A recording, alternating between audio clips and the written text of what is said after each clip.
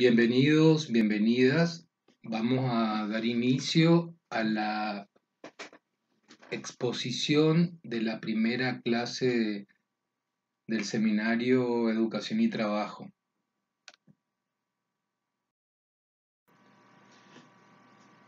En esta exposición nos vamos a centrar específicamente en una revisión sintética de los principales modelos teóricos que han venido analizando la relación entre estas dos esferas que dan título al seminario, entre la educación y el mundo del trabajo. Como de alguna manera lo adelantamos en la presentación del programa de la asignatura y en la presentación en el inicio del seminario, el campo analítico, el campo de conocimiento de la educación y del trabajo es un campo interdisciplinario fundamentalmente porque se fue construyendo a partir de preguntas, de problematizaciones, de reflexiones derivadas de tres grandes campos disciplinares y las divisiones específicas dentro de los mismos, desde la economía, específicamente la economía de la educación y laboral, desde la sociología, recibiendo aportes de la sociología de la educación y la sociología del trabajo, y desde el campo de la política laboral, concretamente de reflexiones derivadas de la política educativa y la política laboral.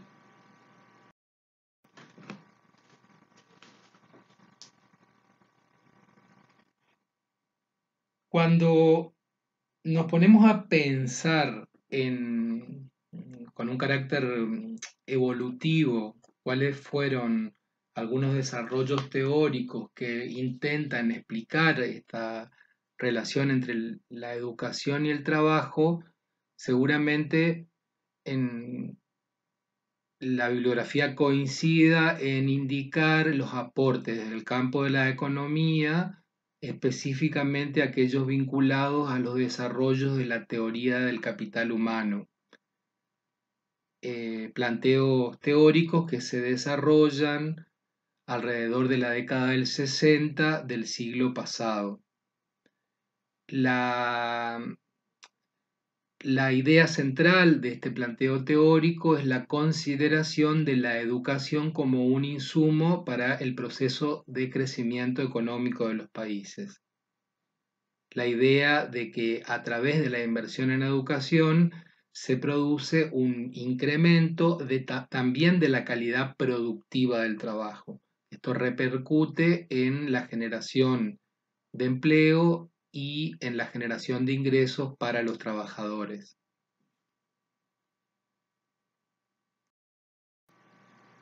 Sin embargo, un poco intentando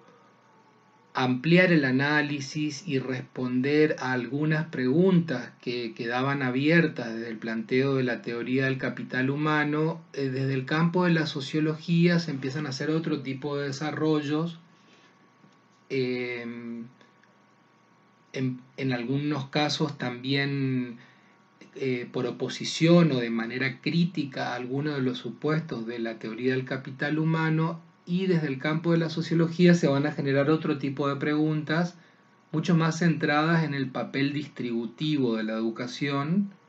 dentro de una generación y entre distintas generaciones de trabajadores.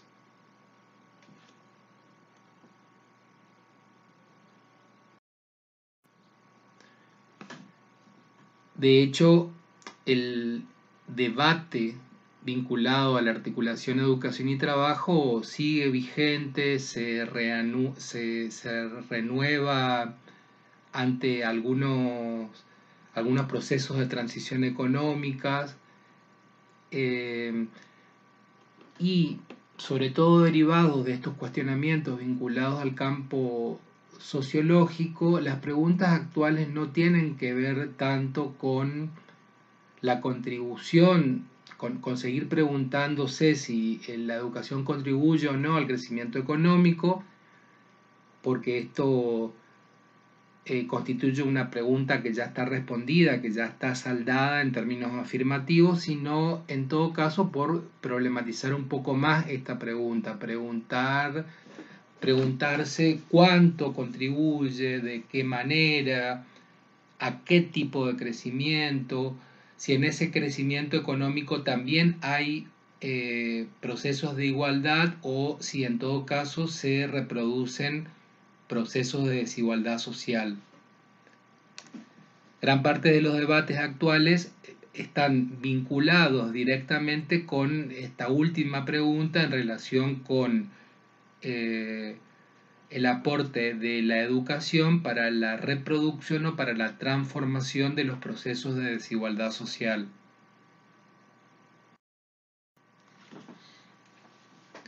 Cuando uno piensa en la articulación entre la educación y el trabajo, también está pensando en cómo son los procesos de inserción laboral y de movilidad laboral. Y acá podemos encontrar dos grandes enfoques opuestos o contrapuestos. Por un lado hay una mirada analítica que cuando intenta explicar cómo se dan estos procesos de inserción y de movilidad de los trabajadores dentro del espacio social y a lo largo de su vida, ponen el foco en las decisiones que realizan los individuos, ¿sí? Sobre todo aquellas decisiones vinculadas con la relación educación y trabajo. Explican esos procesos a partir de las decisiones del individuo, pero a la vez también responsabilizando a los individuos por los logros obtenidos. Hay una mirada opuesta que justamente lo que va a hacer es poner el foco en la estructura, entender que hay un contexto, una estructura social que es la que va a condicionar a los individuos en la construcción de sus trayectos laborales. Por lo tanto, el peso en la comprensión y en la explicación de estos fenómenos está puesto en los condicionantes estructurales y contextuales. Luego hay una tercera posición que sintetiza, articula, toma planteos de los dos anteriores como para complejizar un poco más el análisis de estos procesos, y lo que va a plantear justamente es que cuando uno analiza procesos de inserción laboral y procesos de trayectorias laborales de los sujetos, según las edades o según los grupos profesionales o según el género u otro recorte analítico que se haga, uno debe considerar tanto la estructura social, por ejemplo, las características de los mercados de trabajo o las características de las instituciones vinculadas al mundo laboral que están regulando y organizando las relaciones dentro de un territorio, pero también la explicación de cómo se dan esos procesos tiene que ver con los comportamientos de los individuos. Por lo tanto, esto no puede omitirse dentro de los análisis. Aquellas decisiones, eh, acciones que se traducen en algunas ocasiones en hechos objetivos, por ejemplo, el acceso a un nivel educativo, el logro de una titulación, el cambio de una ocupación, pero que en el estudio de estos comportamientos individuales también se contemplan aspectos subjetivos, ¿sí? Orientados a comprender por qué se dan estos movimientos o estas acciones individuales, por qué se toman determinadas decisiones. Y ahí entran dentro del plano subjetivo, por ejemplo, los intereses y las motivaciones.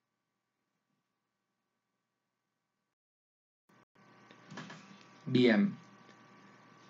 entonces vamos a revisar tres modelos teóricos que van a plantear algunas ideas centrales para el análisis entre la educación y el trabajo. Nos guiamos en esta parte de la presentación de los modelos con el esquema analítico que propone la doctora Ana María Pérez Rubio en el capítulo número 1 del libro Los universitarios y el mercado de trabajo, publicado por la editorial Eudene de nuestra universidad, con capítulo con el que ustedes van a trabajar en esta clase. Bueno, el primero de los modelos teóricos que se presenta es el modelo tecnodemocrático. Un modelo que surge fundamentalmente a partir de desarrollos de la economía y de una economía con orientación liberal. A su vez, en términos sociológicos, se ubica o responde a los planteos de la teoría funcionalista de la estratificación y la movilidad laboral, siendo la teoría más conocida, la más difundida y la que fue más utilizada para los análisis en el campo investigativo, la teoría del capital humano. ¿Cuáles son los supuestos centrales de esta teoría? En primer lugar, que la formación es una inversión, constituye una inversión y constituye un recurso del que pueden disponer los ciudadanos gracias al apoyo del Estado. Entonces, desde este planteo, la formación es vista como una inversión que va a contribuir al crecimiento de las naciones, de los países, pero también la formación es vista como un mecanismo igualador de oportunidades.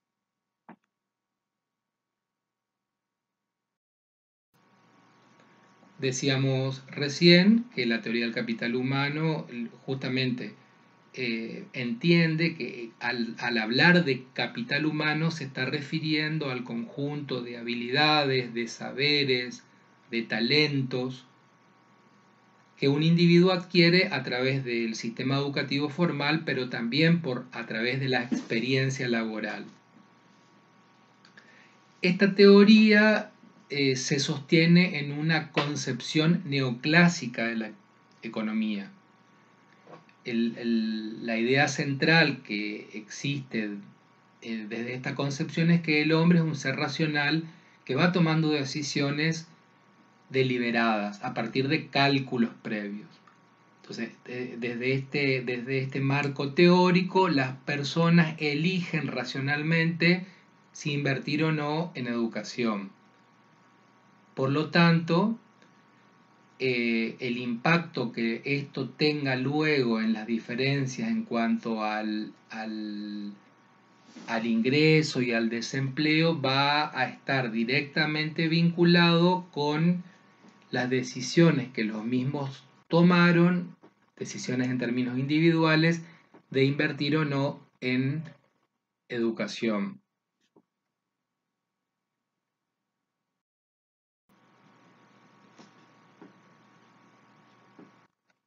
La explicación, digo, más simple con la que podríamos entender el argumento central de la teoría del capital humano es la explicación del desempleo por la falta de conocimientos vinculados a ciertas credenciales educativas. ¿Cuáles son algunas de las principales críticas que recibe esta teoría? La primera de ellas es que tiene un alto grado de correspondencia con la teoría de la movilidad social funcionalista, eh, teoría para la cual la meritocracia, es decir, la realización social a partir del mérito, es central. Y también desde esa mirada teórica, la crítica obedece a que se ignora la importancia que tienen otro tipo de factores, que son los factores estructurales, bajo los cuales los individuos están compitiendo para poder concretar y realizar ese éxito social. ¿Sí? Entonces, hay cierta idea de una sociedad que funciona como un mercado competitivo en el cual justamente los individuos tienen que mostrar sus méritos, pero una idea de una sociedad homogénea, ¿sí? Sin barreras, cuando justamente lo que las otras teorías van a mostrar, las que vamos a ver seguidamente, es que los mercados no son homogéneos y sí existen barreras. Entonces, otra de las críticas tienen que ver justamente con que no se reconocen otros procesos que intervienen en la inserción laboral, como por ejemplo el comportamiento de los empleadores. Entonces, hay una suerte de fe en la eficiencia del mercado competitivo como un instrumento de ubicación social, como que existe una mano invisible que se encarga de posicionar a cada uno en el lugar al que se hizo acreedor, desconociendo u omitiendo otro tipo de factores contextuales y estructurales que inciden en estos procesos. Y además hay una crítica muy fuerte que se parte de un supuesto de igualdad de oportunidades, cuando otras teorías van a demostrar totalmente lo contrario. Al partir de una idea de que existen igualdad de oportunidades, la falta de logros o la insuficiencia de ciertos logros responsabiliza a los sujetos, a los individuos, por su condición.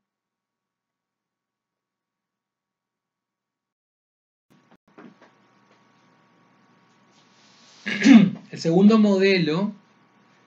es el denominado modelo de la correspondencia, que justamente es un modelo totalmente opuesto al anterior. Este es un modelo de orientación neomarxista, y mientras que en el anterior uno de los supuestos centrales era que la educación servía como para igualar, como un mecanismo de igualación social, un mecanismo para igualar las posibilidades sociales. En este caso, este modelo lo que entiende es que la educación reproduce las desigualdades de clase, socializa en los valores de la clase dominante y también a partir de esos procesos de socialización se disciplina a los trabajadores para evitar situaciones de conflicto que puedan llegar a afectar y a transformar el orden social vigente. Desde este modelo de la correspondencia, las credenciales o los títulos que otorgan estas instituciones de socialización tienen sobre todo la utilidad de clasificar a los trabajadores y de ubicar a estos trabajadores en los distintos estratos sociales. Ahora bien, desde este modelo lo que se indica es que hay un alto grado de correspondencia, por eso se llama modelo de correspondencia, entre el sector social de origen y el tipo de empleos o ingresos al que las personas finalmente logran acceder, ¿sí? Eh, hay una reproducción y procesos a partir de los cuales las personas que pertenecen a un sector sociocultural o económico, luego dentro del campo laboral también pertenecen dentro de aquellas ocupaciones vinculadas con dichos sectores.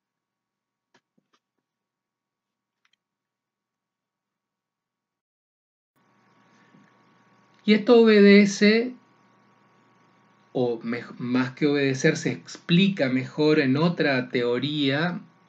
dentro de este modelo, una teoría que se genera desde el campo de la sociología del trabajo, que justamente va a explicar lo que planteábamos antes. Los mercados de trabajo no son homogéneos, ¿sí? Existen por lo menos dos grandes segmentos. Un segmento primario, competitivo, y un segmento secundario o no competitivo. La proporción que tiene cada uno de estos segmentos en un mercado de trabajo va a variar de acuerdo a las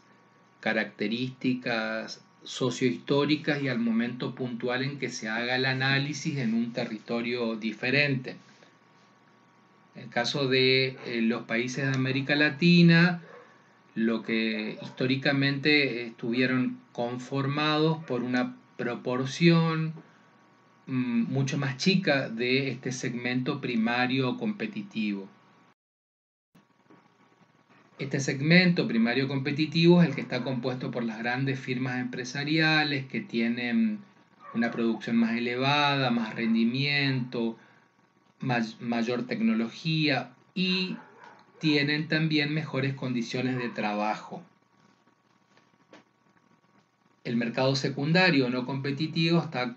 constituido por pequeñas empresas y medianas empresas que tienen menos tecnología, baja productividad, bajos salarios, un alto grado de movilidad, por lo tanto también hay menos estabilidad, los sujetos no están sindicalizados, por lo tanto también gozan de menos beneficios sociales vinculados a la protección en seguridad social. La proporción cada vez más alta de trabajadores informales dentro del mercado laboral, justamente lo que hacen es hacer crecer este mercado secundario o no competitivo.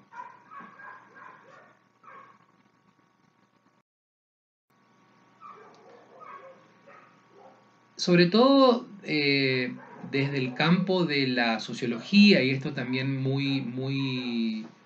utilizado en la sociología de la educación, surgen otros desarrollos teóricos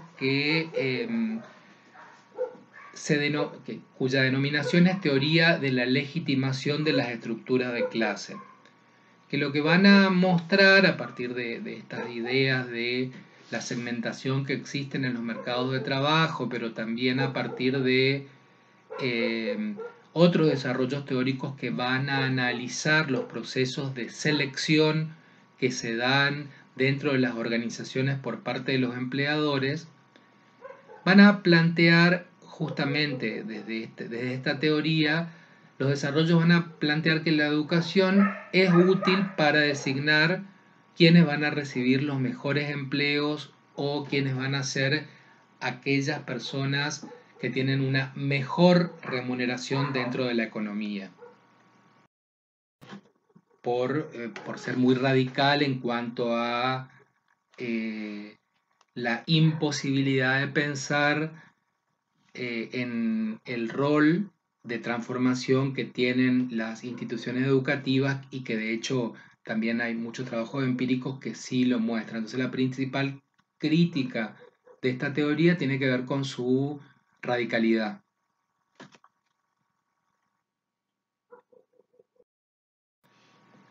Y el tercer modelo teórico que nos presenta la autora es el modelo del credencialismo, que es de orientación weberiana. Por orientación weberiana se refiere a los desarrollos teóricos de Max Weber, que de alguna manera es un modelo que intenta ubicarse en una posición intermedia entre los dos modelos anteriores. Entonces, el supuesto central es que la educación ofrece titulaciones o credenciales que de alguna manera legitiman ciertos saberes aprendidos dentro del sistema educativo formal, con las que los sujetos compiten en un mercado de trabajo. Es decir, las credenciales, los títulos tienen un valor en el mercado. Esto por un lado, pero por otro lado también hay otros procesos que se dan desde la otra parte de la relación, que tienen que ver con que existen mecanismos de clasificación y de selección por parte de los empleadores.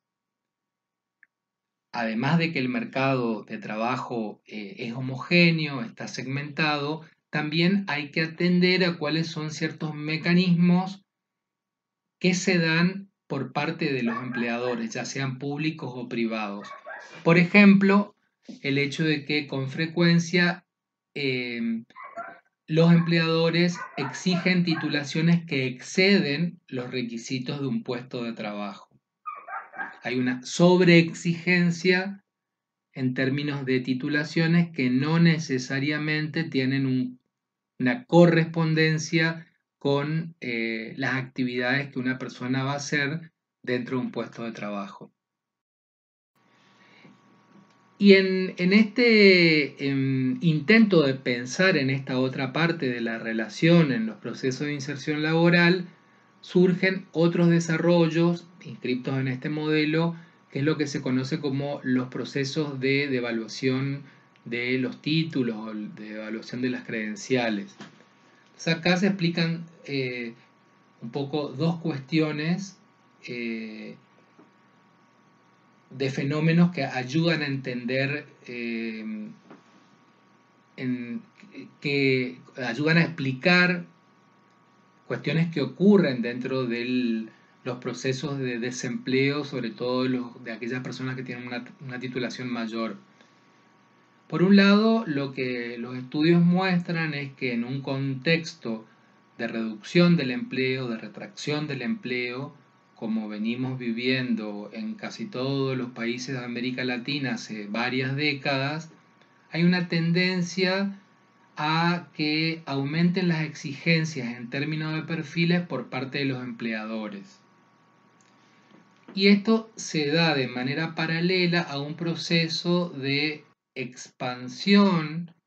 de los niveles educativos, donde cada vez hay más instituciones que ofrecen servicios educativos, hay mayor cantidad de personas que acceden a niveles educativos superiores, por lo tanto hay mayor cantidad de personas tituladas y se genera una sobreoferta de titulaciones.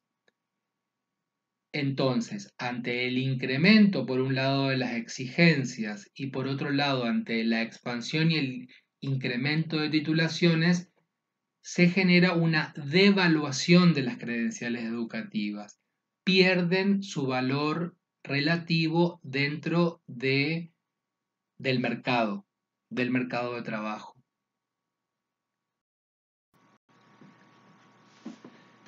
Entonces, gran parte de estas investigaciones lo que van a mostrar es que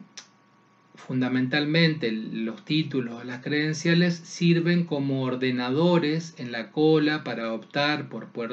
puestos de trabajo, pero que lógicamente posicionan en un lugar mejor a quienes tienen estos títulos en relación con quienes no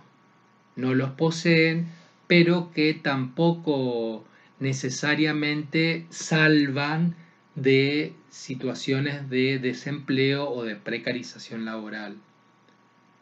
porque el problema del desempleo y la precarización tiene que ver justamente con características de los puestos y de las organizaciones, no de los sujetos, ni de sus perfiles, ni de sus titulaciones. Y por otro lado, cuando esta tendencia a, en un contexto de restricción del empleo, de elevar las exigencias en los perfiles por parte de los empleadores, en los procesos de selección, tiene que ver con aprovechar y apropiarse de la formación que las personas pueden haber logrado en otros espacios, y esto hace que se reduzcan sus costos de capacitación, porque si no son los empleadores quienes tendrían que invertir en la formación para la existencia de ciertos saberes que se necesitan dentro de la empresa. Y también esta exigencia o esta preferencia por incorporar personas con titulaciones, con títulos superiores, aunque no necesariamente el puesto específico lo requiera, tiene que ver con el hecho de que a mayor nivel de formación existen cierta formación en valores, actitudes, comportamientos que tienen los graduados de instituciones de nivel superior y que son percibidos por los empleadores como más aceptables y están vinculados a la cultura del trabajo, por lo tanto prefieren aquellos que tienen una mayor titulación, independientemente de que no existe un ajuste directo entre el título con el puesto en el que va a trabajar. Bien, entonces, como para ir cerrando, ¿cuáles son los aportes de estas nuevas teorías que se incorporan en estos dos últimos modelos teóricos que vimos? Sirven básicamente, creemos nosotros en este seminario, porque nos ayudan a problematizar la relación entre educación y empleo desde una mirada no lineal, ¿sí? Porque justamente nos sirven para en el análisis de los procesos de inserción laboral y movilidad laboral, nos permiten identificar que hay muchos factores, muchas variables que intervienen en ese proceso, que no responden, que la explicación al desempleo o que la explicación a la imposibilidad de que existan desarrollos de trayectorias laborales ascendentes no tiene que ver solo, única y exclusivamente con carencias del individuo vinculados al plano educativo o a las decisiones que los sujetos tomaron en relación con esta esfera, ¿sí? Sino que acá aparecen cuestiones que tienen que ver con las características de los mercados de trabajo, los perfiles y las características de las ofertas educativas, las trayectorias de los individuos, ¿sí? que pueden posibilitar o no la toma de ciertas decisiones y la construcción de determinados itinerarios y la elección de o no de continuar con ciertos trayectos, por ejemplo, formativos, y también las características que tienen las organizaciones, las organizaciones públicas, las empresas, en cuanto a sus condiciones de trabajo, y también las prácticas o los comportamientos que tienen los y las empleadores y empleadoras en los momentos de selección y de incorporación. Y también estos modelos teóricos y las nuevas teorías son útiles, creemos, porque nos permiten actualizar el debate sobre algunas interrogantes centrales en esta relación entre la educación y el trabajo. Tienen que ver con el papel del Estado respecto a cómo garantiza o no garantiza el acceso a estos derechos, a la educación y al trabajo. Pero también vuelven a poner, a reactualizar el debate sobre la función de la educación. Más específicamente, en este caso, lo que a nosotros nos interesa en este seminario es respecto a la función de la educación de nivel superior. En torno a estas dos grandes tensiones, esta idea de si la educación superior tiene que formar recursos humanos necesarios para el mundo productivo y en función de las demandas del mercado, o si su función excede esto, hay que pensarlo en términos más amplios, como instituciones que deben ocuparse de la formación para la ciudadanía, o bien aquellas posiciones que entienden que uno no puede quedarse en este debate, sino entender que la complejidad de las sociedades actuales requiere pensar en instituciones que articulen y respondan, articulen ambas funciones y respondan a las demandas de ambas funciones. Por un lado, formar para la ciudadanía, pero por otro lado, formar